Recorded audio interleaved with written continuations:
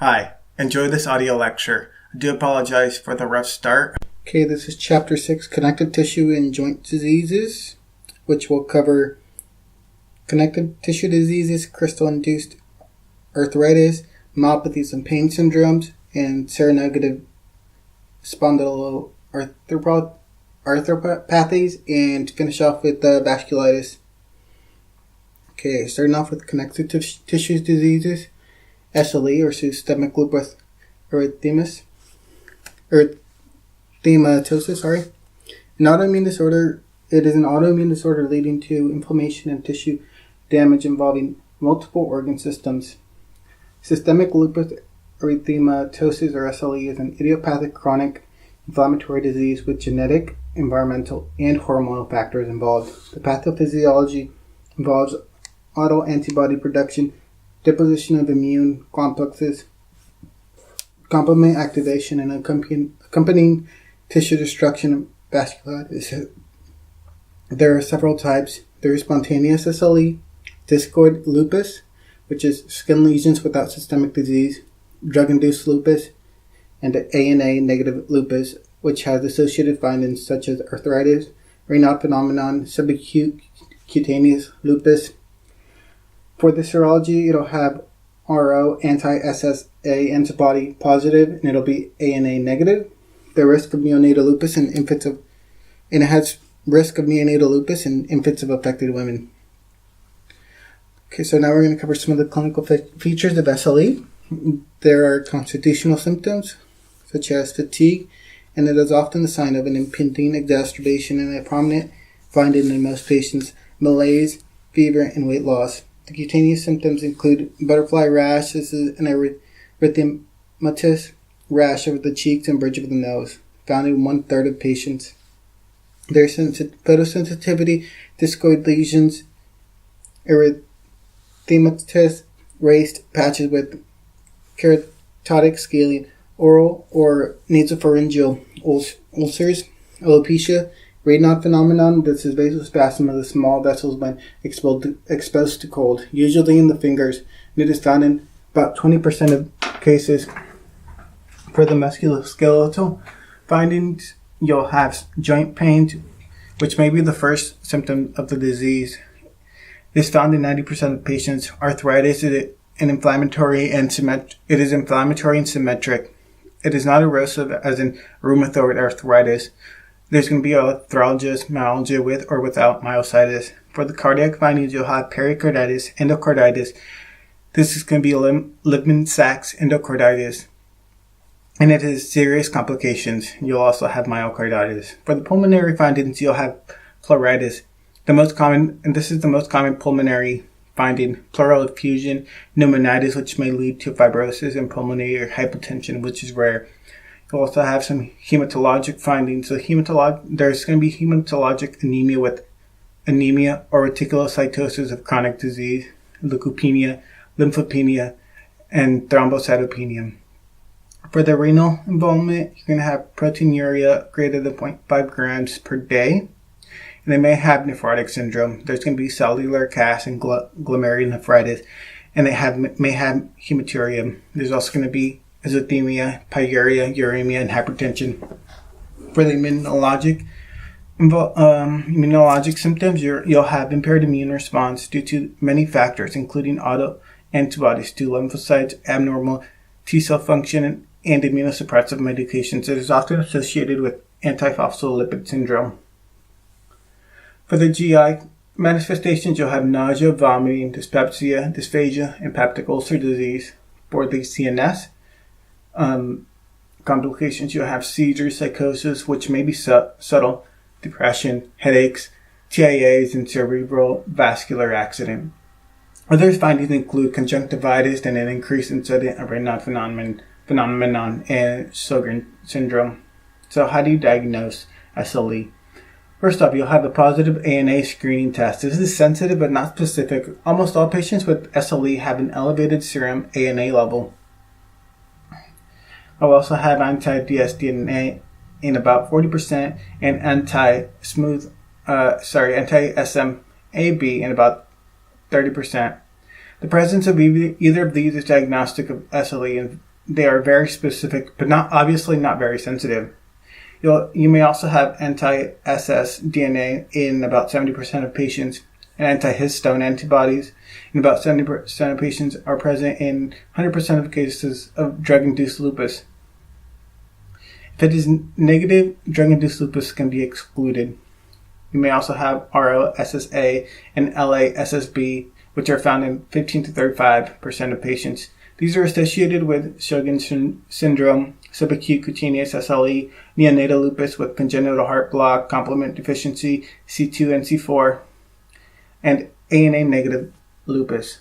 You're going to have a positive LE preparation. ANA is binding to the nuclei of damaged cells producing LE bodies. You may have a false positive test of result for syphilis. This is very important. You may also have a complement levels that are usually decreased. CBC and renal function tests such as BUN and creatinine, urinalysis, and serum electrolytes should be taken. Anticardiolipin and lupus anticoagulant as well. Okay, so now we're going to cover how to treat SLE. You're going to want to avoid sun exposure because it can exacerbate cutaneous rashes. NSAIDs for less severe symptoms, either local or systemic corticosteroids for acute exacerbations, and systemic steroids for severe manifestations. It is for best long-term therapy is antimalarial agents such as hydroxychloroquine for constitutional, cutaneous, and articular manifestations. Hydroxychloroquine is continued as a preventative measure even after resolution of symptoms.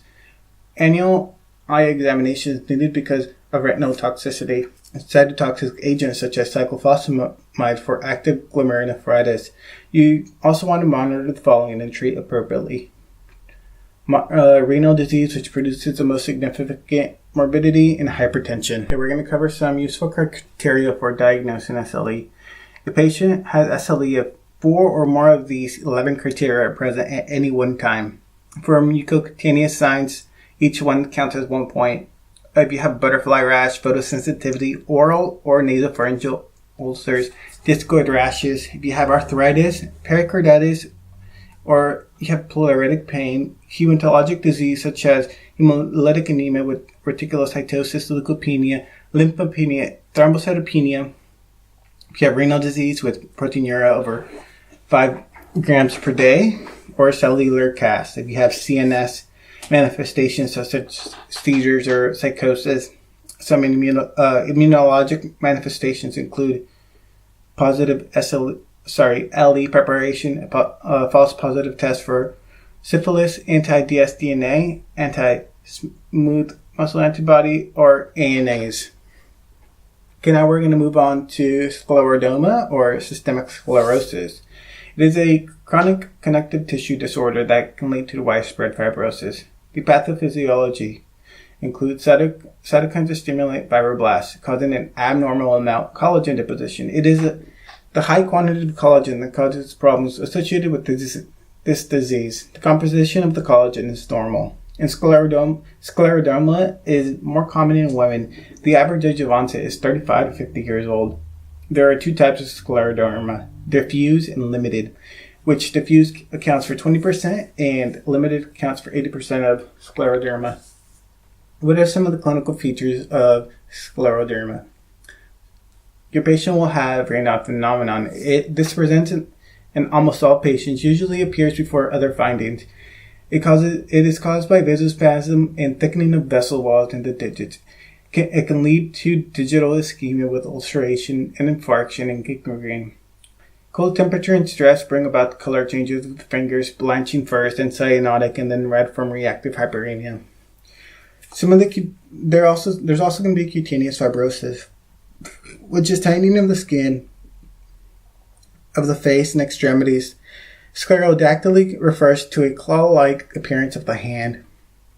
It can lead to contractures, disability, and disfigurement. There's going to be some joint involvement, and it occurs in most patients, both diffuse and limited. Findings include dysphagia or reflux from esophageal immobility up to 90% of patients. Delayed gastric emptying, constipation, diarrhea, abdominal distension, pseudo-obstruction. There's going to be prolonged acid reflux which may eventually lead to esophageal strictures. For pulmonary involvement, this is going to be the most common cause of death from scleroderma. It is going to be interstitial fibrosis or pulmonary hypertension, which may also be present. For the cardiac involvement, you're going to have pericardial effusions, myocardial involvement that can lead to congestive heart failure and arrhythmias. Renal involvement includes a renal crisis, which causes rapid malignant hypertension and occurs in patients with diffuse disease, but that's rare today. So how do you diagnose scleroderma? Diagnostic tests are of limited utility. Almost all patients have elevated ANS, which is highly sensitive but has low specificity. The anti-centromere antibody is very specific for the limited form. Anti-topoisomerase 1 or anti-scleroderma 70 antibody is very specific for the diffuse form. Barium swallow test for esophageal dysmotility and pulmonary function tests are used to detect complications. So what's the treatment? Currently, no effective cure exists, and treatment is symptomatic only. NSAIDs for musculoskeletal pains, H2 blockers, or proton pump inhibitors for esophageal reflux. For Raynaud phenomenon, avoid cold and smoking. Keep hands warm. If severe, use calcium channel blockers. For pulmonary complications such as pulmonary hypertension, treat with bosentan. For pulmonary fibrosis, cyclophosphamide is used. ACE inhibitors are used to prevent and treat renal hypertensive crisis. Okay, so now we're just going to cover some quick facts before we move on. Differential diagnosis of Raynaud phenomenon. Primary, there's no other disorder that exists. It can also be associated with scleroderma, SLE, mixed connective tissue disease, vasculitis such as Buerger disease, and certain medications such as beta blockers, nicotine, bleomycins, and disorders that disrupt blood flow or vessels such as thromboangiitis obliterans. The degree and involvement of the skin predicts the prognosis. Diffuse scleroderma has a worse prognosis than limited. Okay, so now we're going to talk about antiphospholipid antibody syndrome. It is a hypercoagulable state that can be idiopathic or associated with SLE or other collagen vascular diseases such as scleroderma. The typical findings are recurrent venous thrombosis, which may cause pulmonary embolism, recurrent arterial thrombosis, recurrent fetal loss or abortions, thrombocytopenia, livedo reticularis. Some of the laboratories, you're going to have presence of lupus anticoagulant, anticardiolipin antibody, or you could have both. Prolonged PTT or PT is not corrected by added normal plasma. Treatment is long-term anticoagulation. You're going to want an INR of 2.5 to 3.5.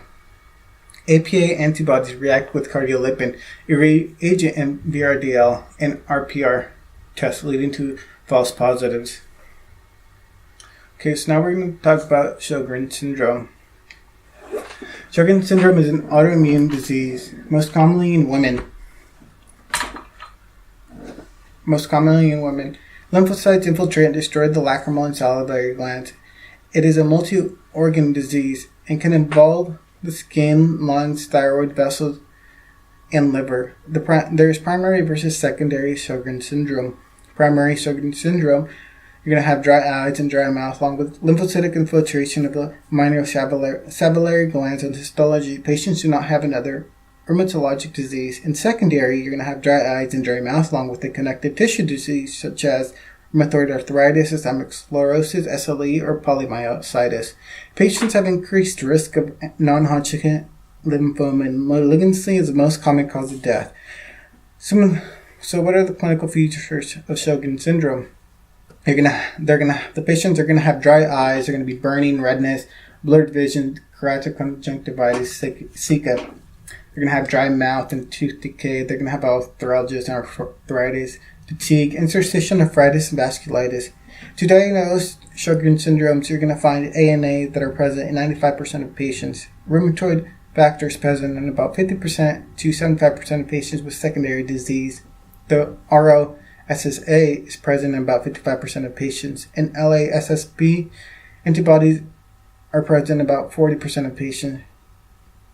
You can also use a Schirmer test, which is a filter paper inserted in the eye to measure the lacrimal gland output, the degree of whiteness in a specific time period. It is highly sensitive and specific. You can also do a salivary gland biopsy of the lip or parotid gland. It is the most accurate but not needed for diagnosis.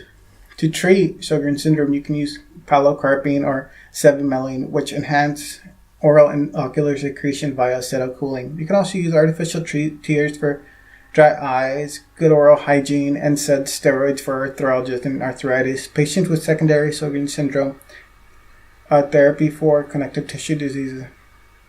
Okay, some quick facts before we move on to mixed connective tissue disease. 20% of patients with scleroderma have Sjogren's syndrome, and patients with Sjogren's syndrome search for occult lymphoma, look for lymphadenopathy, and hepatosplenomegaly. Patients with antibodies to ROSSA are at increased risk of having a child with neonatal SLE with congenital heart block. Okay, now we're going to move on to mixed connective tissue disease. Mixed connective tissue disease is an overlap syndrome with clinical manifestations similar to those of SLE, rheumatoid arthritis, systemic sclerosis, and polymyositis. Findings consistent with each of these diseases do not necessarily occur simultaneously. It usually takes some time for a pattern to be identified and a diagnosis of mixed connective tissue disease to be made. Clinical findings include pulmonary involvement, esophageal dysfunction, polyarthritis, sclerodactyly, cutaneous manifestations, myopathy, and renal phenomenon. The presence of anti-U1 RNP antibodies is the key laboratory finding. High ANA and RF may be present. Treatment varies according to which specific disease predominates. Okay, so now we're going to talk about rheumatoid arthritis. Rheumatoid arthritis is a chronic inflammatory autoimmune disease involving the synovium of the joints. The inflamed synovium can cause damage to cartilage and bone. It is a systemic disease that has many extra-articular manifestations. The usual age of onset is 20 to 40 years old. It is more common in women than in men, with a 3-to-1 ratio. The etiology is uncertain and may be caused by an infection or a series of infections, most likely viral, but genetic predisposition is necessary. In rheumatoid arthritis, you're going to have inflammatory polyarthritis. This is joint swelling, and this is the most common sign. It can involve every joint in the body except the DIP joints. Pain on motion of joints and tenderness in joints. Joints commonly involved include joints of the hands, the PIP, the MCP, and the wrist, the knees, ankles, elbows, hips, and shoulders. You're going to have some characteristic hand deformities. You're going to have ulnar deviation of the MCP joints.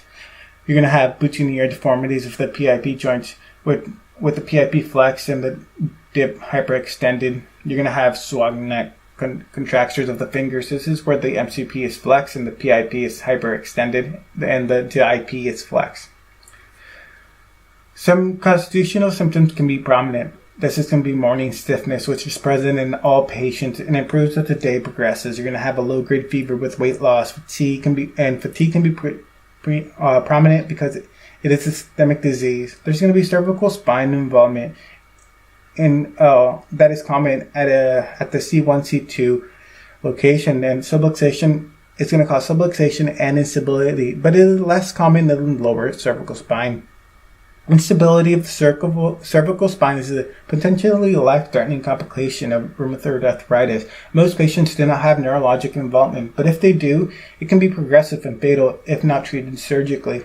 This is seen in 30 to 40% of patients. All patients with rheumatoid arthritis should have cervical spine radiographs before undergoing any surgery due to risk of neurologic injury during intubation.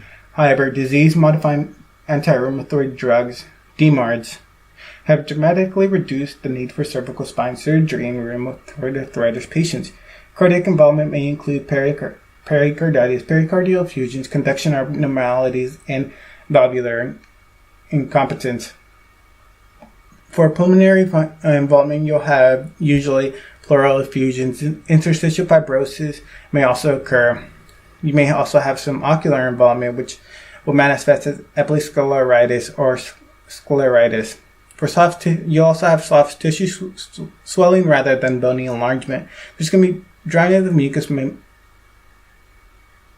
membranes, such as Sjogren xerostomia. There's going to be subcutaneous rheumatoid nodules over extensor surfaces. May also occur in visceral structures, for example, the lungs, the pleura, the pericardium. These are pathognomonic for rheumatoid arthritis. Nearly always occurs in seropositive patients. So how do you diagnose rheumatoid arthritis? There's going to be laboratory findings. There's going to be high titers of rheumatoid factor that are associated with more severe disease and are generally nonspecific. RF is essentially present in 80% of patients with rheumatoid arthritis. It may be absent early in the disease, but is also present in up to 3% of the healthy population. RF titers rarely change with disease activity and are usually for following patients. It is helpful in determining prognosis. High titers leads to more severe disease. You're also going to have anti-citrullinated peptide protein antibodies, or ACPA. It is sensitive in about 50 to 75% of patients, and specific in over 90% of patients. You're also going to have elevated ESR and C-reactive protein. You're going to have anemia of chronic disease. For radiographs, you're going to have loss of juxta-articular bone mass.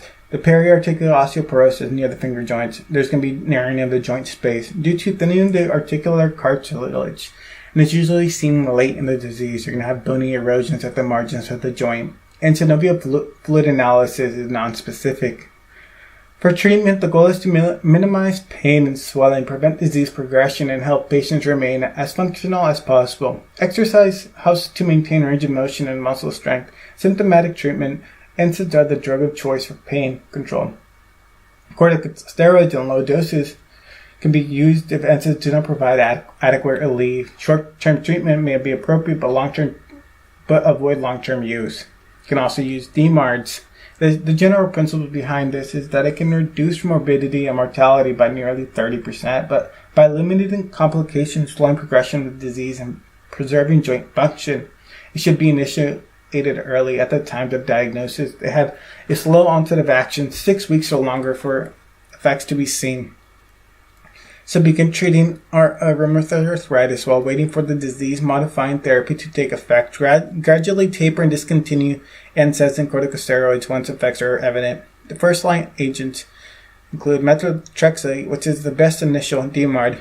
The initial improvement is seen in 4 to 6 weeks. The side effects include GI upset, oral ulcers or stomatitis, mild alopecia, bone marrow suppression, co-administered with folinic acid, hepatocellular injury, and idiosyncratic interstitial pneumonitis, which may lead to pulmonary fibrosis. It increases liver enzymes in some patients. Closely monitor liver and renal function. Supplement them with folate.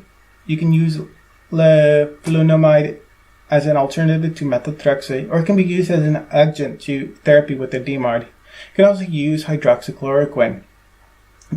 This is an alternative first-line DMARD, but it's usually not as effective as methotrexate, and is typically used in less severe cases.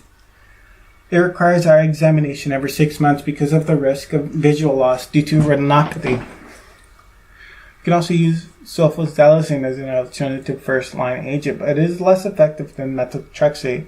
You can use anti-tumor necrosis factor inhibiting agents such as etanercept, infliximab, etc. These are used if methotrexate does not fully control the disease. It requires PPD screening because of the risk of reactivation of TB. You can also do surgery in severe cases. You can do synovectomy or arthroscopic, whatever. It decreases joint pain and swelling, but does not prevent X-ray progression and does not improve joint range of motion. Joint replacement surgery for severe unresponsive to conservative measures. Okay, so that is it for the main information, and I'm just going to go over some quick facts before we move on. RA is unlikely if joint distribution is not symmetric or the dip is involved or constitutional symptoms, especially morning stiffness, are absent. Much of the joint damage that ultimately leads to disability occurs early in the course of the disease. So early treatment with DMARD is critical. Poor prognostic indicators in rheumatoid arthritis include high RF titers, subcutaneous nodules, aerial subarthritis, autoantibodies to rheumatoid factor. In RA, changes in joints are usually more extensive than in OA because the entire synovium is involved in rheumatoid arthritis. Note that osteophytes characteristic of osteoarthritis are not present in rheumatoid arthritis. Patients with diagnosis of rheumatoid arthritis who have a positive RF, ACPA, or both are at a high risk of developing erosive joint damage. Early treatment with DMARD is indicated. Radiographs have become less important in diagnosis with rheumatoid arthritis as joint abnormalities occur very late. DMARD started well before radiographs indicated abnormalities, and NSAIDs and DMARDs are the two main classes of medication used in rheumatoid arthritis. Variants of RA include Felty syndrome, which is anemia, splenomegaly, and rheumatoid arthritis. There is also juvenile rheumatoid arthritis, which begins before the age of 18 and has extra-articular manifestations that may predominate, which is Still's disease, or it can be arthritis, may be predominant. You also have Kaplan syndrome, which is rheumatoid arthritis associated with pneumoconiosis. Combination therapy with first-line drugs such as methotrexate, hydroxychloroquine, and sulfasalazine produces higher remission rates. Methotrexate is a mainstay therapy in rheumatoid arthritis. The diagnosis of RA includes inflammatory arthritis of 3 or more weeks. Inflammatory arthritis of 3 or more joints, such as MCP, PIP, wrist, elbow, knee, ankle, MIP joints. Symptoms that are lasting at least 6 weeks, elevated CRP and ESR, positive serum RF or ACPA, and radiographic changes consistent with rheumatoid arthritis, such as erosions and periarticular decalcification. So we're going to cover some synovial fluid analysis in several conditions, such as when it's normal in non-inflammatory arthritis and inflammatory arthritis and septic arthritis. Okay, so if you have normal synovial fluid, it's going to be clear. You're going to have a white blood cell count less than 200. You're going to have polymorphonuclear cells of less than 25%, and there's not going to be any other findings. For non-inflammatory arthritis, such as osteoarthritis or trauma, you're going to have clear yellow and possibly red if it's traumatic in the appearance of the fluid. It's going to have a white blood cell count of less than 2,000, and PMNs are going to be less than 25%. You could also have red blood cells if there's trauma. In inflammatory arthritis, such as rheumatoid arthritis, gout, pseudo-gout, or Reiter syndrome, the synovial fluid is going to appear cloudy yellow. You're going to have white blood cell counts of more than 5,000, and PMNs are going to be 50 to 70% of the fluid. And some other findings that you're going to have is going to be positively birefringent crystals with pseudo-gout, and you're also going to have negatively birefringent crystals with gout. And for septic arthritis, such as bacterial or tuberculosis, you're going to have a fluid that's going to be turbid or purulent. The white blood cell count is going to be more than 50,000, and PMNs are going to be more than 70% of the fluid. Some other findings that you'll have is synovial fluid culture is positive for most cases of bacterial arthritis, except for gonococcal, which is only positive in about 25% of patients. Okay, so now we're going to move on to crystal-induced arthritis, and we're going to start with gout. Gout is an inflammatory monoarticular arthritis caused by the crystallization of monosodium urate in joints. You're going to have hyperuricemia. Hyperuricemia is a hallmark of the disease, but it does not by itself indicate gout. 90% of patients are men over age 30. Women are not affected until after menopause. The pathogenesis of the gout includes increased production of uric acid, such as in hypoxanthine guanine phosphoribosyltransferase deficiency, such as in Leach-Nyhan syndrome. You also have phosphorybosyl pyrophosphate synthesis overactivity, increased cell turnover associated with a number of conditions, included cancer, chemotherapy, chronic hemolysis, and hematologic malignancies. You're going to have decreased excretion of uric acid, which accounts for 90% of the cases. This includes in renal disease and NSAIDs and diuretics, and also acidosis. The pathophysiology of the inflammation includes PMNs that play a key role in the acute inflammation of gout. It develops when uric acid crystals collect in the synovial fluid as the extracellular fluid becomes saturated with uric acid. Ig globulins coat monosodium uric crystals, which are phagocytized by PMNs, leading to the release of inflammatory mediators and proteolytic enzymes from the PMNs, which then result in inflammation. So the clinical features of gout, there's going to be 4 stages. I'm going to cover them one by one. The first stage is asymptomatic hyperuricemia. There's going to be increased serum uric acid level in the absence of clinical findings of gout.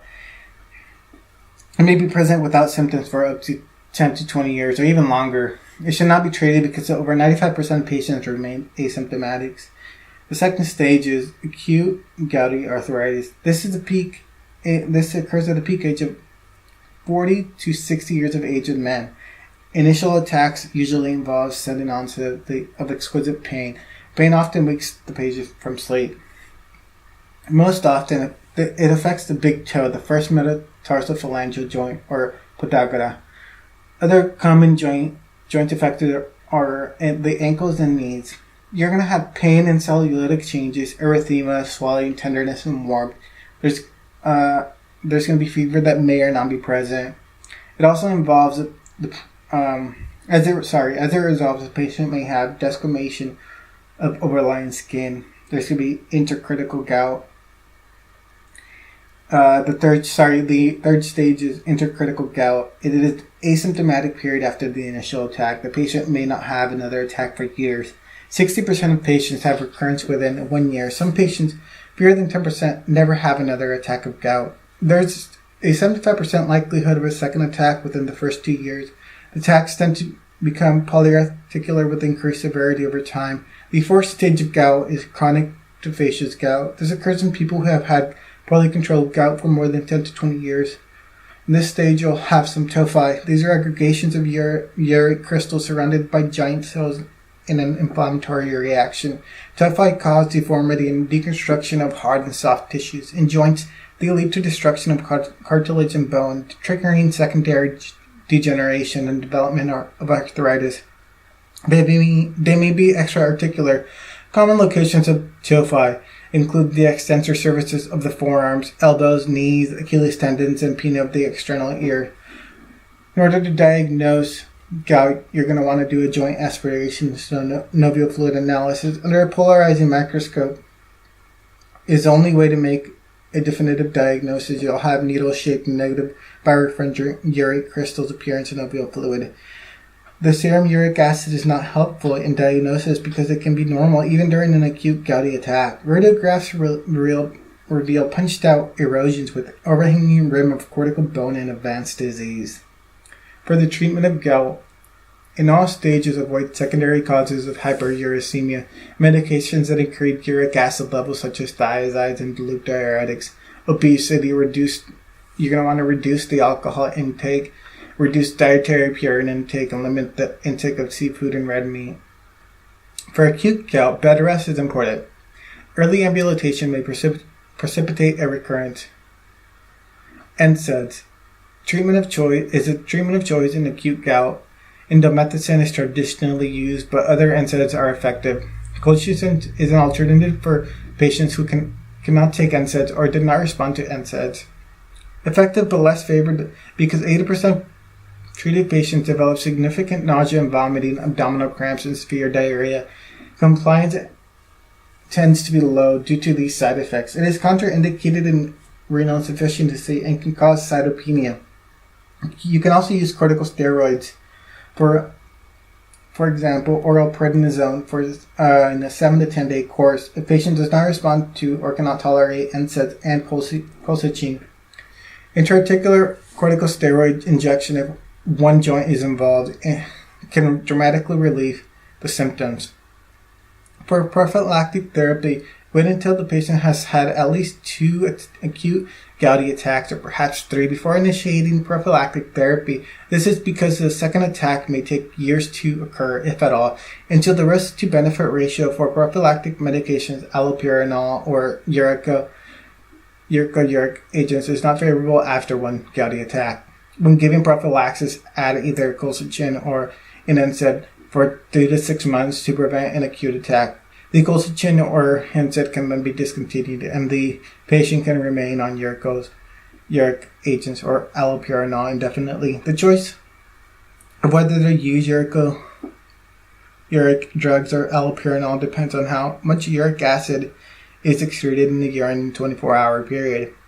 Uric drugs such as probenecid and sulfentrazone, if the 24-hour urine uric acid test is less than 800 milligrams per day, this indicates undersecretion of urate. These drugs increase renal excretion of uric acid. Use them only in patients with normal renal function. They are contraindicated if the patient has a history of renal stones. Allopurinol, a xanthine oxidase inhibitor, decreases uric acid synthesis. If the 24-hour urine uric acid test is over 800 milligrams per day, this indicates overproduction. Never give this for acute gout. It makes it worse. Use once daily dosing. It is well tolerated. Watch for rashes or Stevens-Johnson syndrome. Unlike NSAIDs and uric drugs, allopurinol is not contraindicated in kidney dysfunction. Precipitants of an acute gouty attack are decrease in temperature, dehydration, stress, such it can be emotional or physical, and excessive alcohol intake and starvation. Do a gram stain and culture of the synovial fluid to rule out septic arthritis, which is the most worrisome diagnosis on the differential list. Complications of gout include nephrolithiasis. The risk is small and occurs in less than 1% per year. Degenerative arthritis occurs in about 50% of patients. In acute gout, avoid aspirin, which can aggravate the problem, and acetaminophen has no anti-inflammatory properties.